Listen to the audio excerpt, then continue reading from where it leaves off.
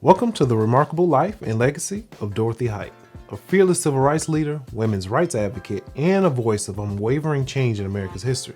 Her significant contributions, such as leading the National Council of Negro Women and advocating for women's rights and equality, continue to shape our nation even to this day. Dorothy Height's story is an inspiring reminder of the lasting power of activism and unwavering commitment to a more just and equitable society.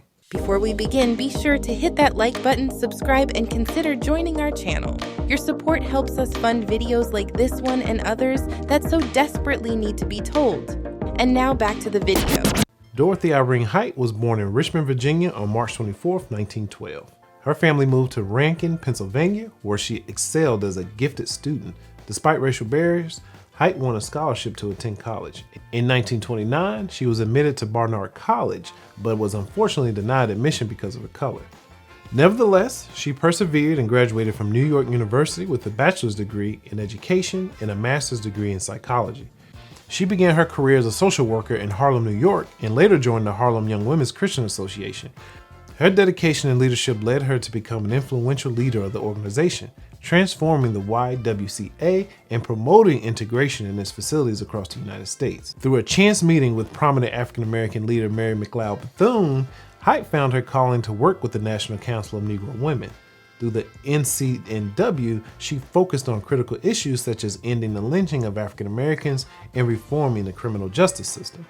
In 1957, she became the fourth president of the NCNW, a position held for 40 years. Under her leadership, the NCNW actively supported voter registration in the South and provided financial support to numerous civil rights activists across the country. Height's impact on the civil rights movement was undeniable, and her organizing experience made her a key figure. In 1963, she and other leaders organized the historic March on Washington for Jobs and Freedom. Despite the initial absence of women on the program, Height and Anna Arnold Hedgeman convinced the organizers to allow a woman to speak, which was an important milestone that demonstrated the need to include the female voice in the civil rights struggle. In her role as president of the NCNW, Height addressed a wide range of issues, from education and housing to employment and workplace equality. Her multifaceted approach was essential in addressing the complexities of systematic discrimination. In addition, her commitment to mentoring and empowering younger generations ensured the continuation of her legacy by inspiring future leaders and activists. Harvard professor Charles Ogletree called Height an absolute genius. Everything we do today is influenced by her sacrifices decades ago. Her marches as a teenager against lynching, her buying a building right on Pennsylvania Avenue to talk in a sense about the slave trade, and her commitment to open up doors for others is unparalleled, Ogletree said.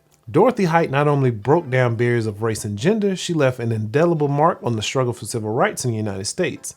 Her courage, wisdom, and commitment illuminated the path to a more equitable and just future for all Americans, regardless of race and gender. During the 1960s and 1970s, Height served on several committees, including the President's Committee on Employment of the Handicapped and the President's Commission on the Status of Women. In 1974, she was appointed to the National Council for the Protection of Human Subjects in Biomedical and Behavioral Research, which issued the Belmont Report, a response to the infamous Tuskegee syphilis study. For her civil rights activism, she received a Presidential Medal of Freedom in 1994 and a Congressional Gold Medal in 2004. Dorothy Height died on March 25, 2010 at the age of 98, but left us with a message for the young people she worked so passionately throughout her career for. The younger generation, she said, are the beneficiaries of what a lot of people worked and gave their lives for. It is important for the young to get organized in how they will serve others, because when people work for something bigger than themselves, there's no way they can help but grow. If you learned anything in this video, consider liking this video, subscribing to our channel, and sharing this video with someone to help spread the word on Black inventors and American Black history so that these heroes can never be forgotten. Thank you, and see you in the next video.